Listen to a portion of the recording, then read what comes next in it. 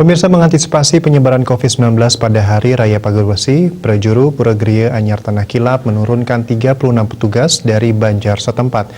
Persembahyangan dimulai sejak pagi hingga sore untuk menghindari adanya kerumunan.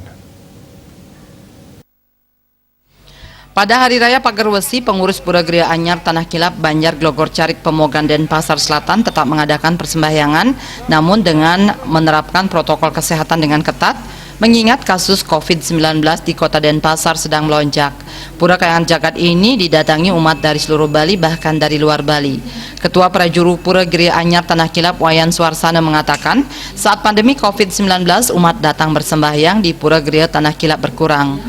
Pada saat Hari Raya Pagerwesi, pihaknya menyiagakan 18 pecalang dan 18 prajuru bertugas mengatur pemedak sesuai prokes COVID-19 mulai dari kedatangan hingga selesai. Untuk menghindari kerumunan, persembahyangan dimulai sejak pagi hingga sore. Umat yang bersembahyang diharapkan betul-betul mentaati aturan yang sudah disiapkan petugas, mulai dari cuci tangan maupun tempat duduk sembahyang. Saya kan himbau dalam arti